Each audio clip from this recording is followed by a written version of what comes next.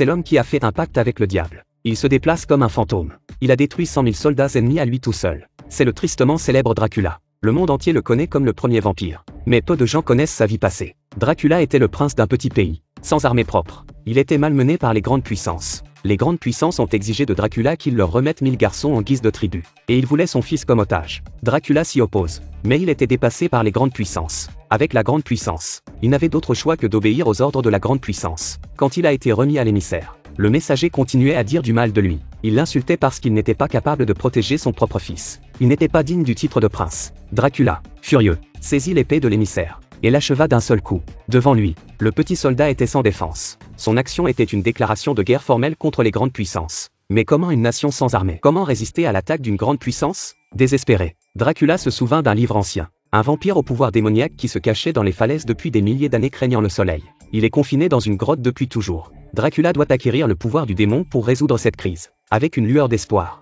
il s'est rendu à Mount Bluff, dans une grotte sombre. Dracula trouve le démon légendaire. Pour obtenir le pouvoir du démon, il faut signer un contrat avec le démon. Après avoir obtenu le pouvoir ne peut durer que 3 jours. S'il ne boit pas de sang dans les 3 jours, il redeviendra normal. S'il ne respecte pas le contrat, s'il boit du sang pendant cette période, il deviendra un successeur. Bien qu'il ait toujours ce pouvoir, mais il vivra dans l'ombre pour le reste de sa vie. Pour le bien de son peuple, Dracula a quand même signé le contrat. Dracula qui a acquis des pouvoirs de vampire. La sensibilité de tous les organes a été améliorée. Non seulement il peut manquer dans l'obscurité, il a également une ouïe extrêmement sensible. Il peut guérir ses blessures automatiquement, et peut se déplacer instantanément comme une chauve-souris. Mais la faiblesse des vampires est aussi évidente. Ils ne peuvent pas toucher l'argent et la lumière du soleil. Mais ils ont un appétit insatiable pour le sang. Le lendemain, 5000 soldats des grandes puissances ont attaqué le château. Pour protéger son peuple, Dracula s'est battu seul, contre 5000 soldats ennemis. Il ne s'est pas découragé, parce qu'il avait la vie de tout son peuple sur les épaules. Dracula s'est appuyé sur ses pouvoirs démoniaques, contre 5000 soldats, sous son attaque fantomatique. 5000 soldats ont été récoltés comme des poireaux.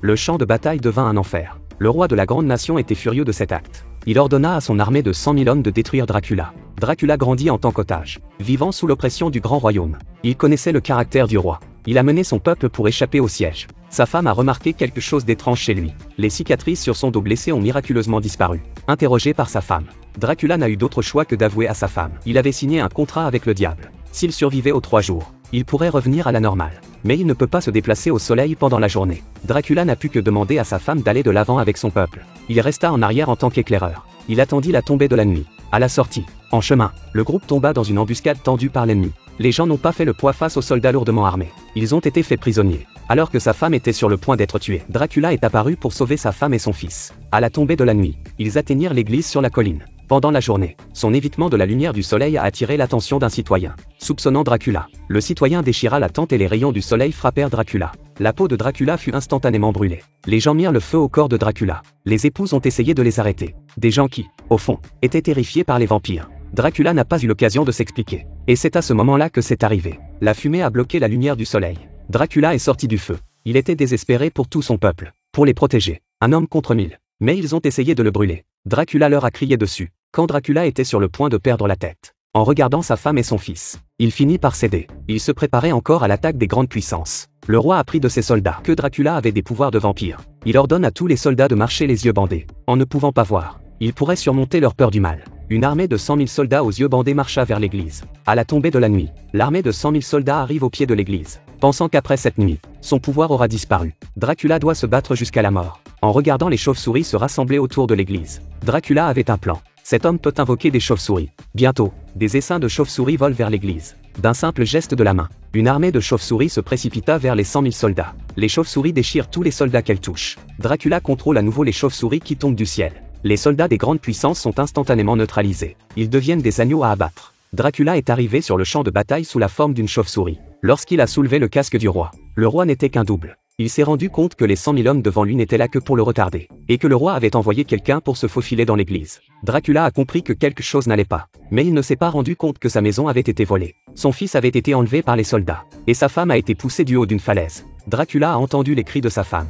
Il se transforma à nouveau en chauve-souris, mais il était trop tard. Sa femme ne put tenir plus longtemps et tomba de la falaise. Elle supplia Dracula de sauver son fils. En regardant le soleil qui se levait, la femme savait que le pouvoir de Dracula était sur le point de disparaître. Le douloureux Dracula ne peut mordre sa femme que pour le bien de son fils. Il finit par devenir un vampire à part entière. De retour à l'église, il regarde son peuple qui a subi de lourdes pertes. Il leur a quand même fait boire son sang, pour donner aux survivants leur propre pouvoir. Dracula, avec ses pouvoirs démoniaques, contrôle les nuages pour bloquer le soleil. Il a amené son peuple dans le camp ennemi, plein de haine.